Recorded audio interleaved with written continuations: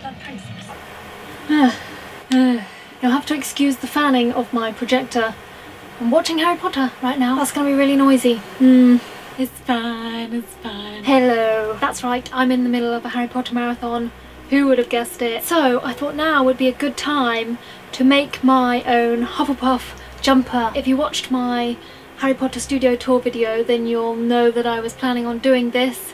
I bought some patches, a Hufflepuff one and a Hogwarts one, and my plan is to sew them onto a jumper. I've bought a plain black sweatshirt and some thread. I'm just going to sew it however I want to sew it, and I'm not going to follow any particular sewing rules. Don't judge my sewing. I recently tried Bertie Bott's Every Flavour beans. The first lot I tried were really good, and then the next lot I got some really horrible ones. So let's try some now. Let's get a handful. Watermelon, sherbet lemon,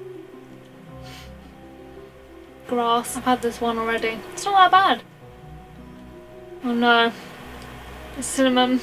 This is the worst one. Yeah. Anyway, getting on with the jumper. Let's get making. Let's do it. Okay, so you want to start by getting out your jumper, your chosen jumper, and put it on. Even if you're already wearing a jumper, put it over that jumper unless you want to take off that jumper, that's fine. But I couldn't be bothered. Then you need to position your patches against yourself. The reason we put the jumper on is so that you can see what it will look like when you're actually wearing it. Yeah, just position it and then secure them on with some safety pins. Get ready with your thread. Realise that you have left the backing on that is probably for ironing.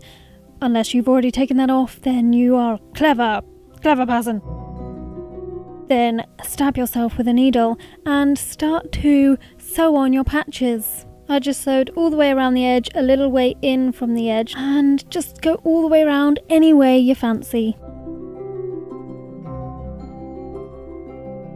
Make sure to secure the thread when you get to the end.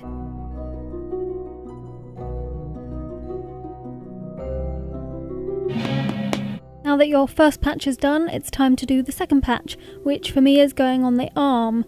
So there was like a little seam where the arm was sewed on to the rest of the jumper, which I just positioned the patch just below and lined up the middle of the crest with the fold line down the arm that was already there, so that it was nice and straight, and then pinned it on.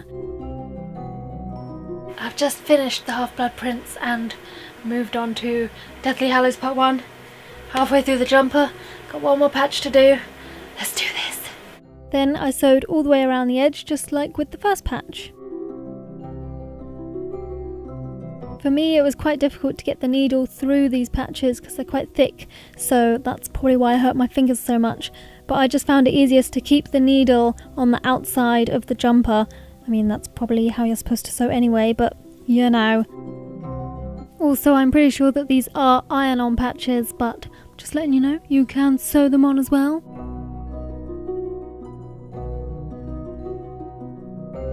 Okay, so I've finally finished sewing it. My fingers are battered and bruised because I don't know how to sew. I think it's time to put on my new jumper.